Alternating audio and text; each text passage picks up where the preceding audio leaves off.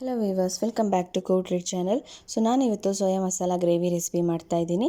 So ಈ recipe ಯಾರೆಲ್ಲ egg ತಿನ್ನಲ್ಲ, ಸೊ ಎಗ್ ಬುಜ್ಜಿ ಅದೆಲ್ಲ ತಿನ್ನಲ್ಲ, ಸೊ ಈ ಥರ ಸೋಯಾದಲ್ಲಿ ಮಾಡ್ಕೋಬೋದು. ವೆಜ್ ರೆಸಿಪಿ ತುಂಬಾ ರುಚಿಯಾಗಿರುತ್ತೆ ಹಾಗೂ ಹೆಲ್ತಿಗೆ ಕೂಡ ಒಳ್ಳೆಯದು.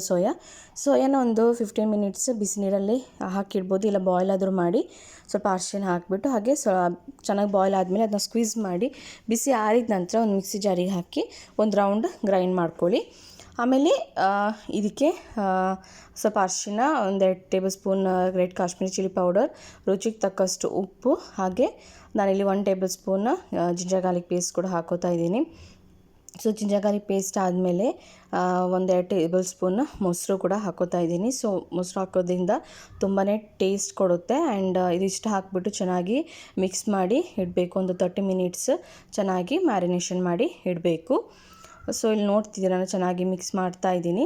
ಆ್ಯಂಡ್ ಸೋಯಾ ತುಂಬ ಹೆಲ್ತಿಗೆ ಒಳ್ಳೆಯದು. ಆಲ್ರೆಡಿ ನಾನು ಸೋಯಾದ ರೆಸಿಪೀಸ್ ಹಾಕಿದ್ದೀನಿ, ನೋಡಿ.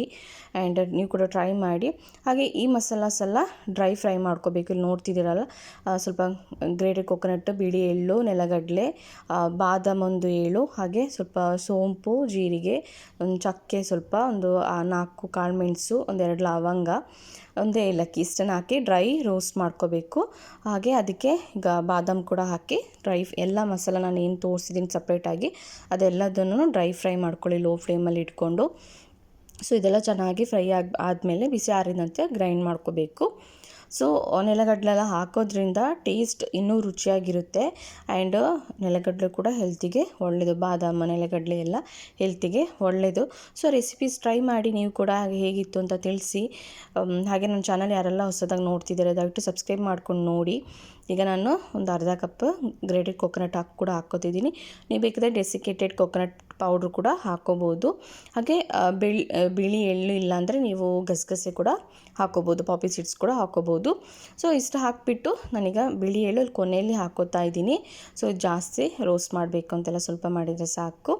ಹಾಗೆ ಇದಕ್ಕೆ ನಾನು ಸ್ವಲ್ಪ ಒಂದು ಕರಿ ಲೀವ್ಸ್ ಇದು ಕೂಡ ಹಾಕ್ಕೋತಾ ಇದ್ದೀನಿ. ಕರಿ ಲೀವ್ಸ್ ಆಪ್ಷನಲ್, ಬೇಕಿದ್ರೆ ಹಾಕ್ಕೋಬೋದು, ಇಲ್ಲಾಂದರೆ ಸ್ಕಿಪ್ ಮಾಡಿ. ಆ್ಯಂಡ್ ಈ ರೆಸಿಪಿ ಚಪಾತಿ, ದೋಸೆ, ಅನ್ನ ಕೂಡ ಚೆನ್ನಾಗಿರುತ್ತೆ. ಆ್ಯಂಡ್ ಟ್ರೈ ಮಾಡಿ. ಸೊ ನಾನ್ ವೆಜ್ ಇಷ್ಟಪಡೋದವರು ಇದನ್ನು ಟ್ರೈ ಮಾಡಿ ಹೇಗಿತ್ತು ಅಂತ ತಿಳಿಸಿ. ಸೊ ಕರಿ ಲೀವ್ಸ್ ಹಾಕಿ ಚೆನ್ನಾಗಿ 1-2-3 ನಿಮಿಷ ಫ್ರೈ ಮಾಡಿ ಸ್ಟವ್ ಆಫ್ ಮಾಡಿ ಅದು ಬಿಸಿ ಆರಿದ ನಂತರ ಮಿಕ್ಸಿ ಜಾರಿಗೆ ಹಾಕಿ ಗ್ರೈಂಡ್ ಮಾಡ್ಕೊಳ್ಳಿ. ಸೊ ಇಲ್ಲಿ ನೋಡ್ತಿದ್ದೀರಾ, ನಾನು ಮಿಕ್ಸಿ ಜಾರಿಗೆ ಹಾಕೊಂಡಿದ್ದೀನಿ. ಹಾಗೆ ಗ್ರೈಂಡ್ ಕೂಡ ಮಾಡ್ಕೊಂಡಿದ್ದೀನಿ. ನೀರೇನು ಹಾಕಬಾರ್ದು, ಹಾಗೆ ಗ್ರೈಂಡ್ ಮಾಡ್ಕೋಬೇಕು. ಈಗ ಒಂದು ಸ್ವಲ್ಪ ಎಣ್ಣೆ ಹಾಕಿಬಿಟ್ಟು ಪ್ಯಾನಿಗೆ ಎಣ್ಣೆ ಕಾದ ನಂತರ ಕರಿಬೇವು ಸೊಪ್ಪು ಹಾಕಿ.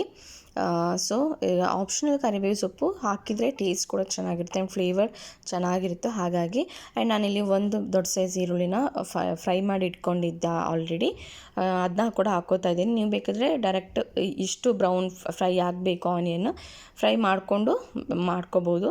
ಫಸ್ಟ್ ಟೈಮ್ ಮಾಡಿ ಇಟ್ಕೊಂಡ್ರೆ ಈಸಿ ಆಗುತ್ತೆ ಮಾಡೋದಕ್ಕೆ ರೆಸಿಪೀಸ್. ಸೊ ಹಾಗಾಗಿ ಆ್ಯಂಡ್ ಯಾರಾದರೂ ಮನೆಗೆ ಬಂದಾಗಲ ಸ್ಪೆಷಲಾಗಿ ಏನಾದರೂ ರೆಸಿಪಿ ಮಾಡಬೇಕಂದ್ರೆ ಈ ಥರ ಮಾಡಿ ಇಟ್ಕೊಳ್ಳಿ. ಸೊ ಫ್ರೈಡ್ ಆನಿಯನ್ ಹಾಕಿದರೆ ತುಂಬ ರುಚಿಯಾಗಿರುತ್ತೆ ರೆಸಿಪೀಸ್ಗೆಲ್ಲ. ಸೊ ನಾನು ಈ ಥರ ಇದಕ್ಕೆ ನಾನು ಸೋಯಾ ಏನು ಮ್ಯಾರಿನೇಷನ್ ಮಾಡಿ ಇಟ್ಕೊಂಡಿದ್ದೆ ಅದನ್ನು ಕೂಡ ಈಗ ಪ್ಯಾನಿಗೆ ಹಾಕಿಬಿಟ್ಟು ಚೆನ್ನಾಗಿ ಮಿಕ್ಸ್ ಮಾಡ್ಕೋಬೇಕು. ಇದೆಲ್ಲ ಚೆನ್ನಾಗಿ ಮಿಕ್ಸ್ ಆಗಿದೆ. ಮಿಕ್ಸ್ ಆಗಿ ಒಂದು 2 ಮಿನಿಟ್ಸ್ ಹಾಗೆ ಬಿಡಿ, ಚೆನ್ನಾಗಿ ಬಾಯ್ಲ್ ಆಗಲಿ. ಹಾಗೆ ಈಗ ನಾನು ಸ್ವಲ್ಪ ಪುದೀನ ಸೊಪ್ಪು, ಹಾಗೆ ಒಂದು ಸ್ವಲ್ಪ ಕೊರಿಯಾಂಡರ್ ಲೀವ್ಸ್, ಪುದೀನ ಸೊಪ್ಪು ಜಾಸ್ತಿ ಹಾಕಿ ಚೆನ್ನಾಗಿರುತ್ತೆ ಟೇಸ್ಟ್. ಹಾಗೆ ಕೊತ್ತಂಬರಿ ಜಾಸ್ತಿ ಹಾಕ್ಬೋದು, ಬಟ್ ಪುದೀನ ಫ್ಲೇವರ್ ಇನ್ನೂ ಚೆನ್ನಾಗಿರುತ್ತೆ ಟೇಸ್ಟ್. ಸೊ ಹಾಕ್ಬಿಟ್ಟು ಚೆನ್ನಾಗಿ ಎಲ್ಲ ಮಿಕ್ಸ್ ಮಾಡಿ ಚೆನ್ನಾಗಿ ಬಾಯ್ಲ್ ಆಗಲಿ. ಇದು ಆಲ್ರೆಡಿ ಎಲ್ಲ ಬಾಯ್ಲ್ ಆಗಿರುತ್ತೆ. ಸೊಪ್ಪು ಇದೆಲ್ಲ ಚೆನ್ನಾಗಿ ಮಿಕ್ಸ್ ಆಗಿ ಅದ್ರದ್ದು ಫ್ಲೇವರ್ ಎಲ್ಲ ಚೆನ್ನಾಗಿ ಬಿಡಬೇಕು, ಎಣ್ಣೆ ಕೂಡ ಚೆನ್ನಾಗಿ ಬಿಡಬೇಕು. ಸೊ ಆಗ ಗ್ರೇವಿ ರೆಡಿಯಾಗಿರುತ್ತೆ. ಈಗ ಏನು ಮಸಾಲ ಗ್ರೈಂಡ್ ಮಾಡ್ಕೊಂಡಿದ್ವಿ ಡ್ರೈ ರೋಸ್ಟ್ ಮಾಡಿಬಿಟ್ಟು ಆ ಮಸಾಲಾನ ಇದಕ್ಕೆ ಹಾಕಿ ಚೆನ್ನಾಗಿ ಮಿಕ್ಸ್ ಮಾಡಿ. ನಿಮಗೆ ನೀರು ಜಾಸ್ತಿ ಬೇಕು ಅಂತಾದರೆ, ಗ್ರೇವಿ ಜಾಸ್ತಿ ಬೇಕಂದರೆ ಜಾಸ್ತಿ ನೀರು ಹಾಕೋಬೋದು. ನಾನು ಸ್ವಲ್ಪ ಹಾಕೋತಾ ಇದ್ದೀನಿ. ನೀವು ನೋಡ್ತಿದ್ದೀನಿ, ಮ್ಯಾರಿನೇಷನ್ ಮಾಡಿದ ಪಾತ್ರೆಯಲ್ಲಿ ಸ್ವಲ್ಪ ಮಸಾಲ ಇತ್ತು, ಅದನ್ನೇ ಮಿಕ್ಸ್ ಮಾಡಿ ಹಾಕೋತಾ ಇದ್ದೀನಿ.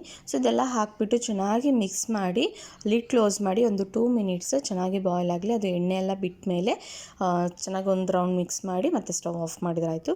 ರೆಸಿಪಿ ರೆಡಿ ಆಗುತ್ತೆ. ಆ್ಯಂಡ್ ಈ ರೆಸಿಪಿ ನಿಮಗೆ ಚಪಾತಿ, ದೋಸೆ, ಅನ್ನ ಜೊತೆ ಪೂರಿ ಎಲ್ಲದಕ್ಕೂ ಚೆನ್ನಾಗಿರುತ್ತೆ. ಆ್ಯಂಡ್ ಟ್ರೈ ಮಾಡಿ ಹೇಗಿತ್ತು ಅಂತ ತಿಳಿಸಿ. ಹಾಗೆ ಯಾರೆಲ್ಲ ಸಬ್ಸ್ಕ್ರೈಬ್ ಮಾಡದೆ ನೋಡ್ಕೋತಿದ್ದೀರ ದಯವಿಟ್ಟು ಸಬ್ಸ್ಕ್ರೈಬ್ ಮಾಡ್ಕೊಂಡು ನೋಡಿ. ಹಾಗೆ ಸ್ವಲ್ಪ ಖಾರ ಕಮ್ಮಿ ಇತ್ತು, ನಾನಿಲ್ಲಿ ಖಾರಕ್ಕೇನು ಹಾಕಿಲ್ಲ, ಹಾಗಾಗಿ ಖಾರ ಪುಡಿ ಹಾಕ್ತಾಯಿದ್ದೀನಿ. ಹಾಗೆ ರೆಡ್ ಕಾಶ್ಮೀರಿ ಚಿಲ್ಲಿ ಪೌಡ್ರ್ ಕೂಡ ಹಾಕ್ತಾಯಿದ್ದೀನಿ ಸ್ವಲ್ಪ. ಸೊ ನೋಡ್ತೀವಿ, ಖಾರ ಜಾಸ್ತಿ ಬೇಕು ಅನ್ನೋರು ಖಾರ ಹಾಕೋಬೋದು. ಹಸಿಮೆಣ್ಸಿನ್ಕಾಯಿ ನಾನು ಕೊನೆಯಲ್ಲಿ ಒಂದೆರಡು ಹಸಿಮೆಣ್ಸಿನ್ಕಾಯಿ ಯೂಸ್ ಮಾಡ್ತೀನಿ.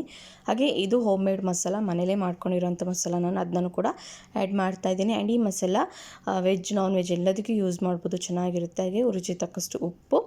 ಸೊ ಆಲ್ರೆಡಿ ಸೋಯಾಕ್ಕೆ ಉಪ್ಪು ಹಾಕಿರ್ತೀವಿ. ಈಗ ನೀವು ಉಪ್ಪು ನೋಡಿಕೊಂಡು ಟೇಸ್ಟ್ ನೋಡ್ಕೊಂಡು ಹಾಕೋಬೋದು. ನಾನು ಇಲ್ಲಿ ಉಪ್ಪು ಕಮ್ಮಿ ಇತ್ತು ಹಾಗಾಗಿ ಹಾಕೋತಾ ಇದ್ದೀನಿ. ಸೊ ಎಲ್ಲ ಮಸಾಲ ಹಾಕಿಬಿಟ್ಟು ಒಂದು ರೌಂಡ್ ಮಿಕ್ಸ್ ಮಾಡಿ ಚೆನ್ನಾಗಿ ಅದು ಬಾಯ್ಲ್ ಆಗಲಿ. ಹಾಗೆ ಒಂದು ಹಸಿಮೆಣ್ಸಿನ್ಕಾಯಿ ಕಟ್ ಮಾಡಿ ಹಾಕ್ತಾಯಿದ್ದೀನಿ. ಸೊ ಬಾಯ್ಲ್ ಆಗೋಕ್ಕೆ ನಾನು ಬಿಡ್ತಾಯಿದ್ದೀನಿ ಈಗ ಲಿಡ್ ಕ್ಲೋಸ್ ಮಾಡಿ. ಈಗ ಸಬ್ಸ್ಕ್ರೈಬ್ ಮಾಡಿದೆ ಯಾರೆಲ್ಲ ನೋಡ್ತಿದ್ದಾರೋ ಸಬ್ಸ್ಕ್ರೈಬ್ ಮಾಡ್ಕೊಂಡು ನೋಡಿ. ಇಲ್ಲಿ ನೋಡ್ತಿದ್ರೆ ಚೆನ್ನಾಗಿ ಎಣ್ಣೆ ಬಿಟ್ಕೊಂಡಿದೆ. ಈಗ ರೆಸಿಪಿ ರೆಡಿಯಾಗಿದೆ. ಇಷ್ಟ ಆದರೆ ಲೈಕ್ ಮಾಡಿ, ಶೇರ್ ಮಾಡಿ, ಕಮೆಂಟ್ ಮಾಡಿ. ನೀವು ಕೂಡ ಟ್ರೈ ಮಾಡಿ ಹೇಗಿತ್ತು ಅಂತ ತಿಳಿಸಿ. And thank you for watching cool trader. ತುಂಬ ಜನರು ಸಪೋರ್ಟ್ ಮಾಡ್ತಿದ್ದಾರೆ, ಈಗಲೇ ಸಪೋರ್ಟ್ ಮಾಡಿ. ಇನ್ನೂ ಒಳ್ಳೊಳ್ಳೆ ರೆಸಿಪೀಸ್ ಅಪ್ಲೋಡ್ ಮಾಡ್ತೀನಿ. Thank you for supporting cool trade channel.